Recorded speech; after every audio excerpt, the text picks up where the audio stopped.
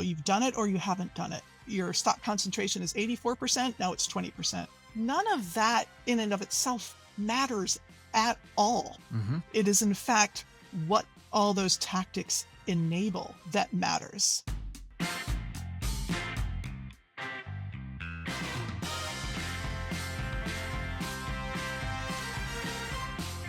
Welcome to Real Personal Finance. Hi, Scott.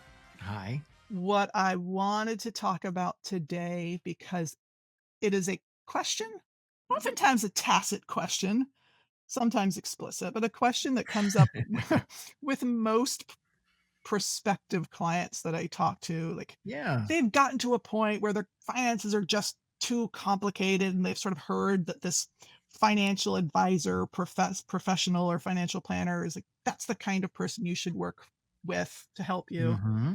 And then when we talk, and the question is, yeah, but what do you actually do? Like, what Yeah. is financial planning? I mean, is it just investments? Do you just manage my portfolio? Like, I just don't understand. And Yeah. so, What exactly do you do here? yeah, Well, exactly. Bob. Yeah. I have 3 bosses. Yes. Oh my god. Yes, inside joke. If you got to know Professional. Office Space. If you don't Yeah, know Office Space, yeah. it's not going to work for you.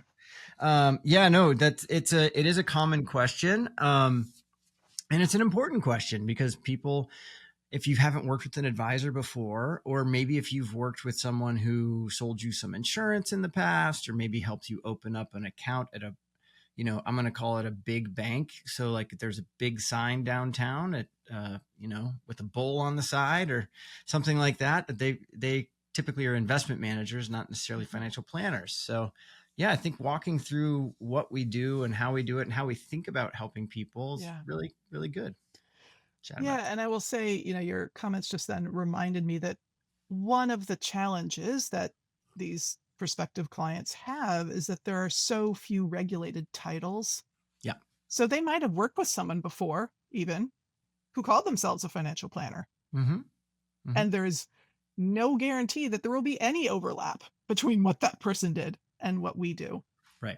I know that you agree with me, even though I haven't discussed it, when I say true, real, however you want to describe it, financial planning is beautiful and sort of all consuming, and a a process and a philosophy that can help you just live your whole life so much better. It's so much more Absolutely. comprehensive than almost anyone understands it to be. Yeah. Yeah. I agree with that. And again, we're like, to be clear, the way that I work, and I know how Meg works with her clients, like we're also not the norm for our industry, even within traditional financial planning. The little frame that I'll give you, and we can go deeper on this, is that like, so there's broker dealers and there's insurance sales guys. And to be clear, they have a purpose and they can be wonderful if what you need is, I need an account to get managed and that's all I want. Right. Or I need insurance and that's what I want and I'm done. Like amazing that they exist. Right. But they're not financial planners. Then you have traditional financial planners who will do things, probably investment management, probably some traditional like projections and on retirement and things like that. Mm-hmm. But almost everything they're going to do is going to be tactical, right? It's going to be like quick questions to understand who are you and let me solve your problem, right? Yep. The way that I feel like real financial planning works, the way both of us do it, is that it's really about people come in thinking they're here to talk about money. Mm-hmm. But we're really going to talk about 4 things for them. And there's going to be 2 individuals who might be choosing to be a couple. So then we're going to kind of have 8 things to talk about then, right? Because each of them has money, but they also have time, energy, and talent. And they're all available to them to be optimized. And the thing that you're getting at that makes life, the work that we get to do kind of be beautiful, is that it's really all about helping clients look at the life they want to live. And then once we understand what that life looks like or could look like, right, with some energy behind it, we're using that as a lens, the way that Meg has glasses on right now, to look and make all the financial choices that we can make. Yep. But we only make the financial choices once we understand the life that you actually want to live. Right. What's important to you? What goals do you that are essential for you to accomplish, who's important to you to protect or to support. Right. All these things that make you you, Mm-hmm. that's the guiding light in all these tactical decisions. And uh, the frame that I have found has been useful, especially for a lot of the women clients I work with. This is very much generalizing, but the women I've talked to have tended to be a little more either risk averse or risk aware or Mm-hmm. anxious, sort of the weight of the world on their shoulders, Yeah. don't want anything bad to happen. Right. And so the way I frame financial planning is it's a combination of managing risks. A Yep. lot of risks out there and a lot of Mm-hmm. tactics we can Mm-hmm. use to manage those risks. Mm-hmm. And when we're done sort of patching up all the holes in, your risk framework, skeleton, whatever metaphor run off the cliff, then we can sort of turn all of our focus and energy to planning for opportunities. It's Mm-hmm. managing risks and planning for opportunities. You Mm-hmm. have to manage the risks. Like, I'm sorry, a lot of it's probably not fun. Hopefully, with us, it's a little bit less stressful and easier to understand and navigate. You have to do it. But what it's freeing you up to do is like, oh, I'm protected in all these Mm-hmm. variety of ways, which we can discuss now. Like, what are these things that I have been dreaming about doing, Mm-hmm. small to large? Mm-hmm. um, and now we can just sort of full charge ahead on those, because at least for some of these prospective clients I've talked to, they have those dreams, but they're so anxious about something going wrong that they're not letting themselves pursue those dreams. Absolutely. And that's where, like, to the another thing that a good any good and to me, any advisor who's worth their metal will do with you is just always start with, is there anything urgent that you need to deal with? Because if there's something urgent on your mind, you're not going to focus on the dream or the thing in the future, Hmm. right? You need to deal with the urgent matter so Yep. you can do that. A friend of mine in the space too, he'll often say that we're a guide in an ever-changing landscape. Hmm.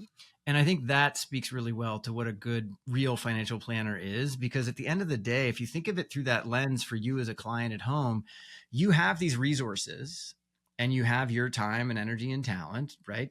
And the question is, do you want to venture out and figure out how to do all of this on your own? So think of it as like being out in the wilderness and maybe you don't have the skills, or do you want to have a guide go with you who knows what they're doing? Hmm.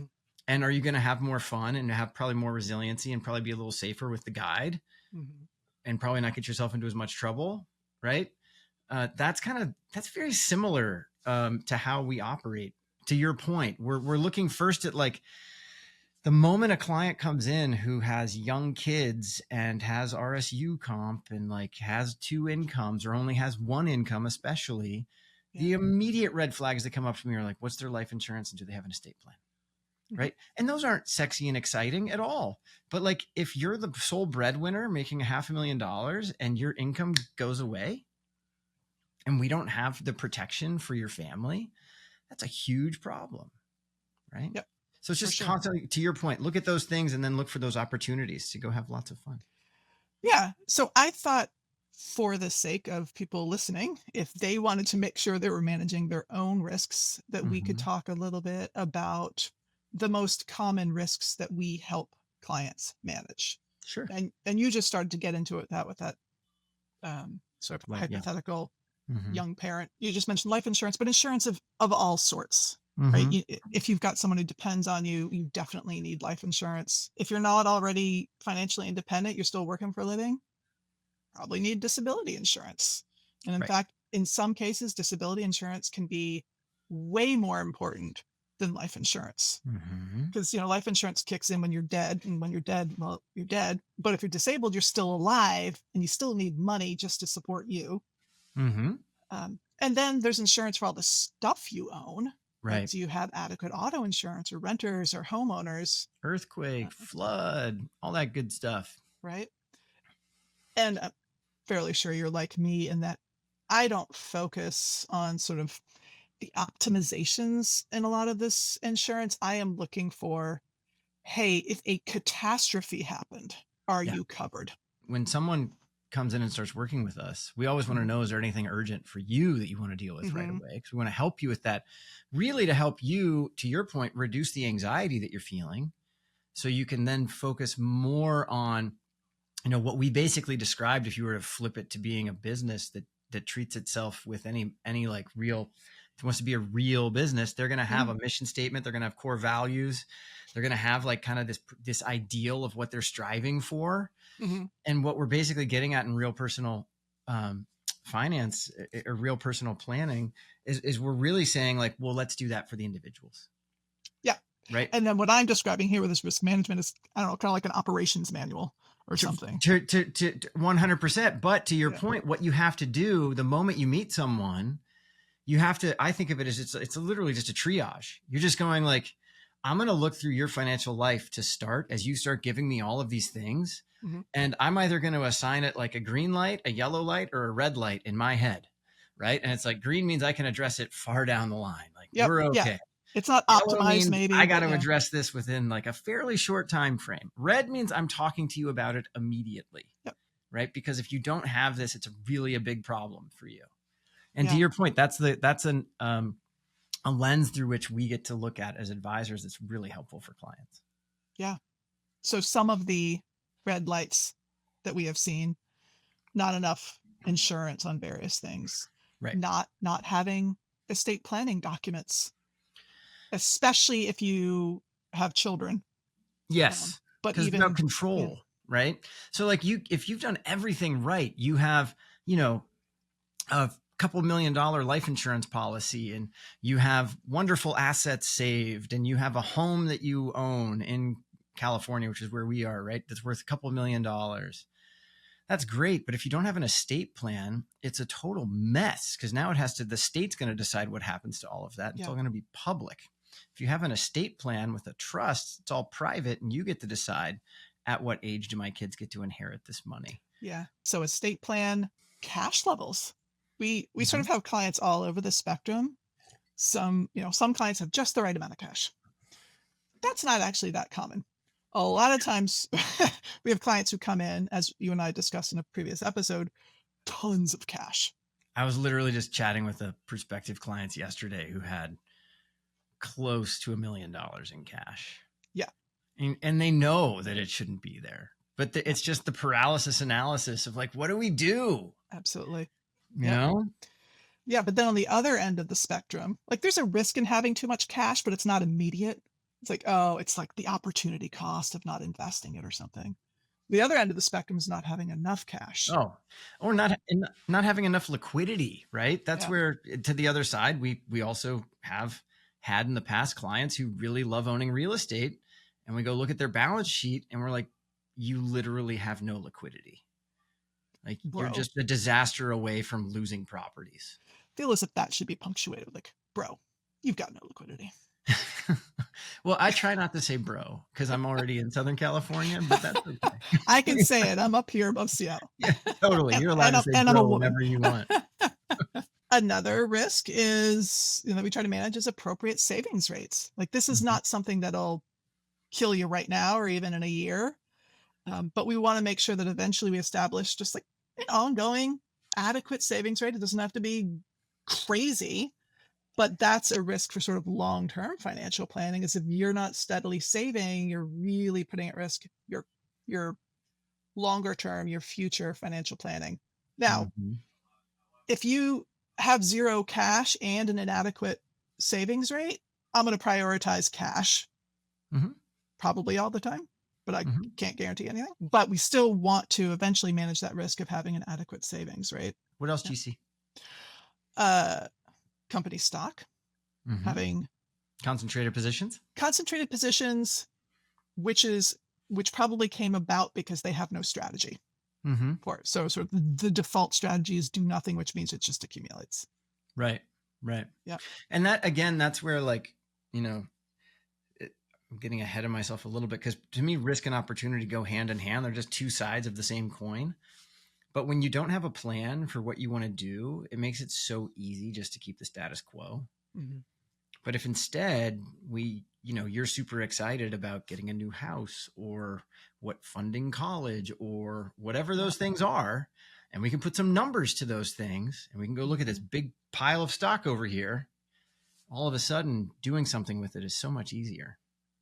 Yeah, I think we've discussed this before that uh, if you figure out what those opportunities are that you want to plan for, or as you were saying, that if you define the mission, the vision statement ahead of time, it will make fairly obvious what the how you manage those risks. Mhm. And it's no longer just like, well, let me consult the textbook or TikTok financial influencers for what to do. It's like, no, you're making these decisions informed by your specific circumstances, and it makes the answer a lot more obvious Yeah. sometimes. Because Yeah, that is that's one of, I was going to totally. say, it's one of my favorite things to do. I call it sort of my favorite alchemy of turning company stock into someone's first home. Yeah, that's a fun one. Yeah. Yeah, I'm fully with you. That's why, to me, I think the focus is really on if there's nothing urgent, the first focus is on what matters most to you. Like Mhm. what are the essential elements that need to exist in a person's life? Yep. And then they get to prioritize them. And then we need to see what are the things that stand in their way. And there could be some risks to your point, right? Yep. And then we need to go look at all of those little areas that we've been talking about so far. We've talked insurance, we've talked estate planning, we've started to talk money, balance sheet, Mhm. cash flow, emergency fund, those things, right? And then it's just looking at investments too and looking at taxes, but they all work together. And the thing about kind of getting back to like, what exactly does this planner do? Well, Mhm. the planner works in a complex adaptive system where if you change one thing, it affects the other areas that we've been Right. talking about. So our job is to help basically convey to clients, if we make this change, these are going to be the ramifications, but also keep coming back and being the thinking partner with them on this is what you say really matters to you. Yep. And these are the risks that exist that we need to take care of so that what you say really matters to you actually happens. Yeah. Right. But to your point, once we're putting it through the frame of what life they really want to live, it makes it so much easier for them to move on those things than if we just talk tactical, just talk about the risks. Yeah. I guess if I were to sort of reframe how we've talked about it now, sort of in order of execution, it would be when we first start working with a client, or not even first, but whenever working with a client, if there is something pressing from the client's perspective, Mm-hmm. we do that first. It, Yeah. it kind of doesn't matter what it is, because until we do that, their brain's not going to go anywhere else. Right. And for you listeners at home, you've run into a spouse or a parent or a boss or a coworker where they have something on their mind. And until you help them address it, they can't have the conversation that you want to have. Yeah. Right. And Yep. that's to your point. That's why we do that with clients. Yep. All right. Yeah. So number one is whatever is pressing, like, Mm-hmm. for the client. Mm-hmm. Number two is starting to sketch out that mission, that vision, that ideal life, Mm-hmm. so that we have a North Star for all the work that comes after. I literally think of it as like a client walks in and we have a blank canvas and we Mm. are etching out with pencil what they want their life to look like, Yep. co-creating it Yep. based on conversation, right? Yep. Letting them feel it out. Then we get to use all of their resources and all of the tactics that we have Mhm. to help. Those are the materials that we get to use to bring that picture to life. Yeah. And knowing full well that that picture can look entirely different 5 years from now. It's going to change. Yeah. Yeah. It's going to get painted over again and again and again. And some things will stay and some things will go. Right. Because we've talked about this briefly before, but it's like if you say, what's my life going to look like 5 years from now? You think like nothing's going to change very Yeah. much. But then More you go, gray okay, hair. great. Tell me what life was like 5 years ago. And there's usually some fairly decent change in there. Yep. Right. So that's the other joy of getting to do this work is we get to know clients so well. I think that's probably my favorite thing is you get to know them so well and what matters to them that we get to help them avoid making mistakes. Yeah. And when I say avoid making mistakes, it's really just, I'll give an example. A client of mine really wants to retire early. And by early, I mean like in like 20 years earlier than the average, Okay. right? So the way we're going to save for them is going to be a little different than traditional savings for the tactical strategies that exist. But one of the things that they came back with one day was they went to a ski town, and they came back, they're like, I want to buy a ski property. And I'm like, cool, you can totally do that. I know I'll run the numbers, but I know for a fact doing that right now is going to delay your retirement by at least 5 years. Mhm. Never mind, I don't want to buy Oh, a ski property. yep, yep, Right. And so it's like, it's just coming back and helping be the thinking partner with them on the life that they want to pursue, and being the person who kind of holds up the mirror for them when they need it, to help them kind of check in on, what do I really want to do here? And there's so much value in that. yeah. Yeah, so there really are I mean, there are a lot of tactics, a lot of technical stuff, a lot of numbers involved in financial planning that is absolutely going to be part of the work, part of the relationship. I guess that's sort of in a way, sort of what enables us, or what sort of powers the movement towards Right. sort of the more personal Mm-hmm. goals or Mm-hmm. aspirations. Um, I was going to say one last thing of those sort of risks that we look for is just to make sure your investment portfolio is invested appropriately. Yeah. I think it's good you brought that up. We do actually manage money. Yes. Yeah. Yes, we do. Yes. Yeah. And, and that's a mistake I have made in my communication. I think both sort of in public and with my clients is that for a while, the financial planning industry or profession, I don't know which to call it, emphasized investments almost to the exclusion of everything else. Well, and but to be honest, like for you at home listening, the way our industry really started was through the initial insurance guys who sold insurance Mhm. products, and the brokers who basically were on the phones in the 80s, 70s and 80s. You were calling people, said you want to buy GE or buy penny stocks, right? Like Yep. that was your job. And so from that came a focus on investments. Right. I mean, it makes sense in the historical context. Yeah. But so there developed this sort of reputation, this understanding, sort of the broader consumer marketplace, that that's what financial advisors or financial planners do. They manage money. And I so disliked that exclusive focus that I started downplaying it. Mm-hmm. And I downplayed it too far Yeah. because, especially the more money you have, the more important it actually becomes to Mm-hmm. invest your money well, appropriately, And the more etc. important not making mistakes becomes. I think that it's something that you'll even hear some people in our industry be like, "Oh yeah, investing's fully commoditized.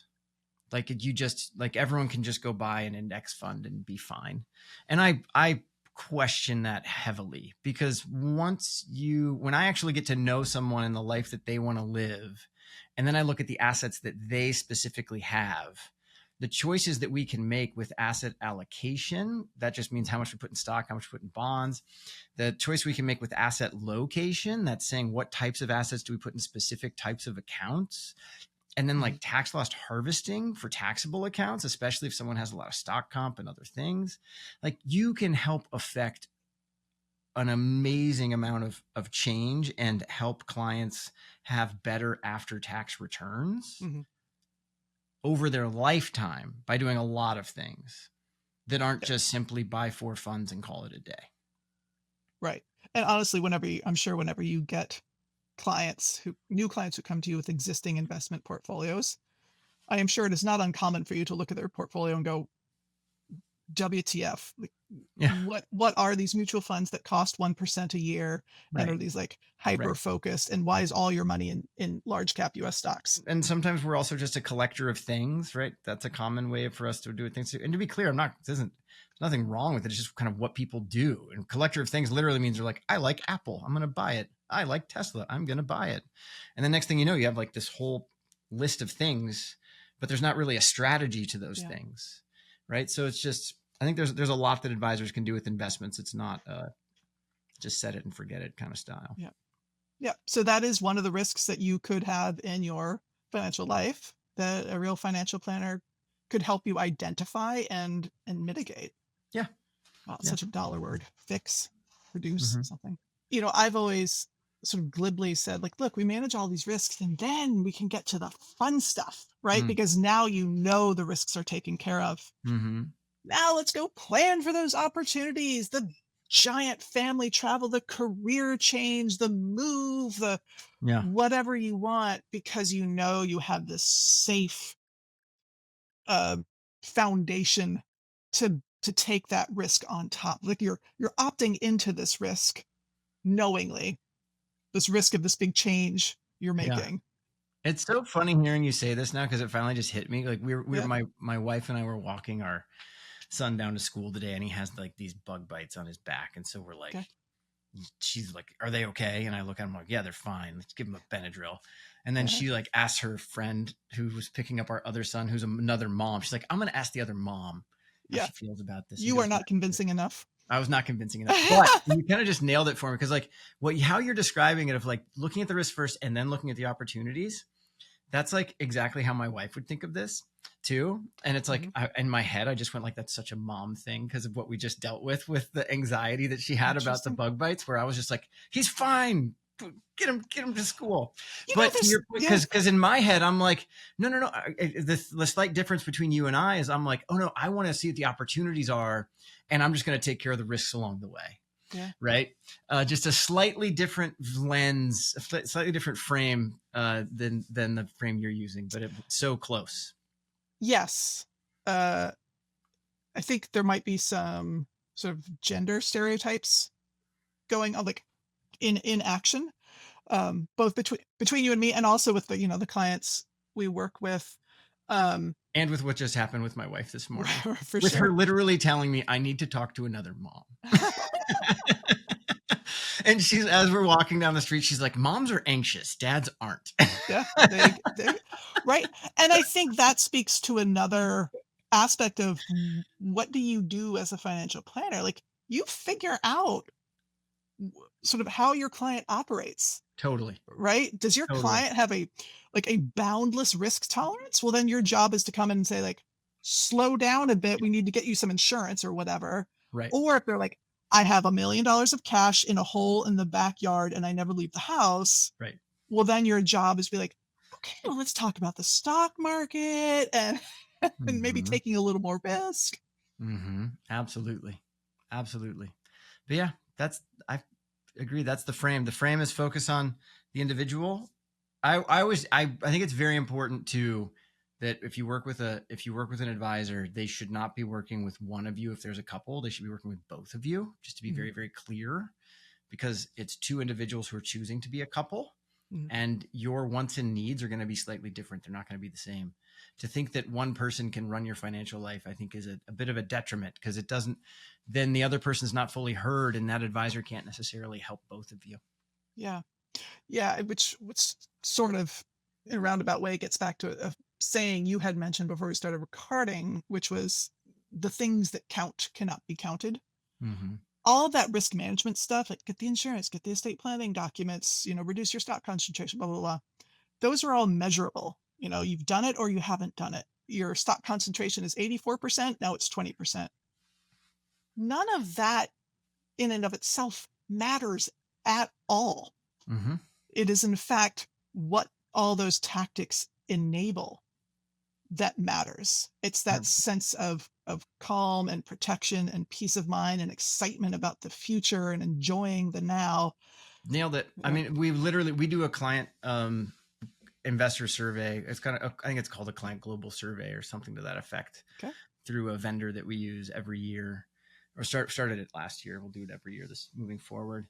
And at the end of it, one of the things you ask is like, what do you value most about the work, working with your advisor? And, so people listening, you might think like, oh, it's going to be like investments, or it's going to be like their financial plan, or it's going to be like this one specific tactic. The resounding answer, like so heavily, is just peace of mind. Which is amusing to me because like in marketing in our industry, people get mocked a lot for like advertising peace of mind. Right. Like you're not supposed to use that in your marketing copy. But then you talk with prospective clients or clients and they literally say that They're phrase. basically saying, I just don't want to be anxious, and I want to know that I'm going to be okay, and I want to know someone's watching this for me because I don't know what to do with it. Yeah. That's essentially the punchline every time. But that's the joy of like working with clients. You get to help them have peace of mind, but ideally they're taking one extra little step into the life that they really want to be living. Yeah. right? That they're daring enough to do that. It's amazing to be there to sort of watch their journey and help when you can. Yeah. Cool. Well, good chat. Anything else? No, I believe I am done. All right. Well, we'll see you guys next time. Bye. Bye.